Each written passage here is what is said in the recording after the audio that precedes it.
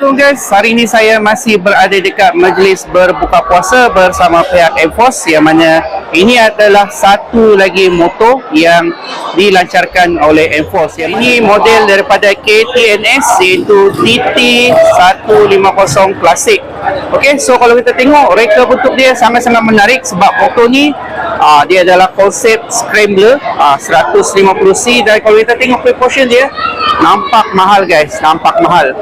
Dia tak nampak macam murah lah, walaupun harga dia sangat-sangat marhain. Nanti saya akan bagi tahu korang berapa harga dia, tapi kalau tengok reka bentuk dia memang sangat-sangat premium dan juga sangat-sangat berkualiti. Okey, so jom kita tengok dulu dekat bahagian hadapan.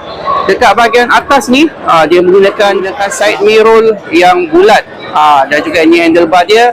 Lampu menggunakan lampu fully LED. Okey, so jom kita tengok sikit lampu dia. So ini lampu dia lah. Alright, cun, ini adalah dia punya signal. Semuanya LED. Lampu tinggi dia, lampu rendah, lampu tinggi, lampu rendah. Okay, yang menarik lagi dekat sini, dia punya konsep ni scrambler. Jadi kita boleh tengok magak dia memang dia bagi naik atas. Dan korang tengok jarak travel dia, jarak travel fork dia memang jauh lah. Saya tak tahu berapa jarak dia, tapi memang best kalau main dekat jalan off-road. Alright, selain itu juga dia terus bagi korang rubber cover, dan dia menggunakan telescopic fork lah. Telescopic fork dia dah ada rubber cover, dan dia punya tayar ni pun memang nampak besar lah dekat bahagian hadapan. So saiz tayar hadapan adalah 4.10 rim 18 dan menggunakan rim jari. Alright, so dekat bahagian hadapan datang dengan single disc 2-port caliper. So yang menarik juga dekat motor ni, dia terus didatangkan dengan frame slider. Korang tak payah pasang lagi frame slider, dah ada frame slider, dan juga ada engine guard sekali. Dekat bawah ni pun dah ada engine guard. Dan kalau korang tengok dia punya reka bentuk memang cukup menarik. Ini dia punya tank pad. Tank pad dia pun rasa grip juga, dan ni plastik lah. Alright, so plastik tapi dia punya corak ni cantik. Dekat sini kalau korang perasan, dia ada satu ruang lah. Korang tengok, korang boleh simpan mungkin spana ke apa kan. Korang boleh simpan sikit aksesoris. Dan korang tengok dekat dia punya arm swing. Arm swing dia pun bukan yang murah punya loh dia bagi, macam seakan-akan banana arm swing. Kalau kita tengok pula dekat atas, seat dia bagi papan, nampak klasik. Korang tengok seat dia nampak klasik. Dan ni pula bahagian lampu belakang dia. Style guys lampu dia. Korang tengok lampu dia. So ada bentuk macam X macam tu kan. So retro tapi moden lah. Ini signal ya. Boleh tahan cantik. So jom saya on hazel lamp. Hazel lamp dia macam ni. Tune lah guys. Okay, so memang tune lah. Korang tengok dekat bahagian exhaust dia memang cantik.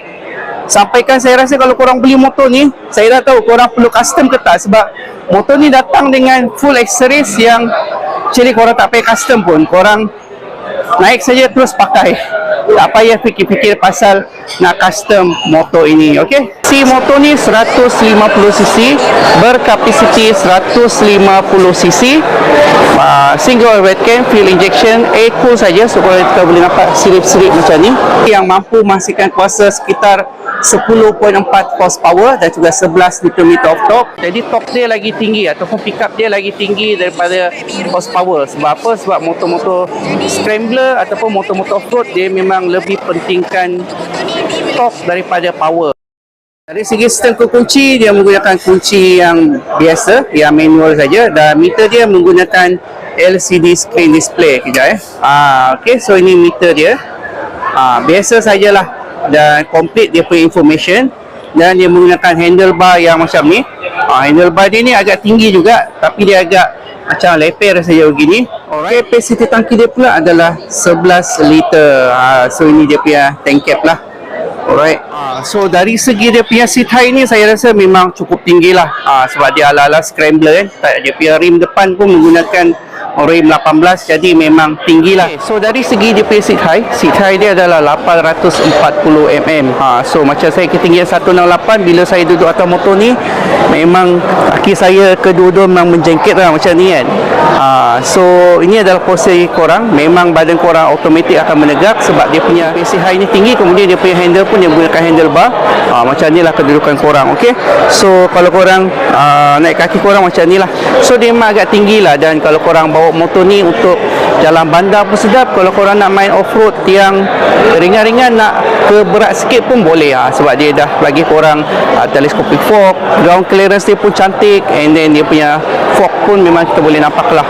Boleh main dekat dalam off-road. Okay, so itu sikit pasal seat height motor ini. Okay, okay guys, so jom saya belanja sikit bunyi motor ni. Bunyi motor ni pun boleh tahan garang juga guys. Alright, so ini bunyi idling dia. Jom saya rem sikit motor ni.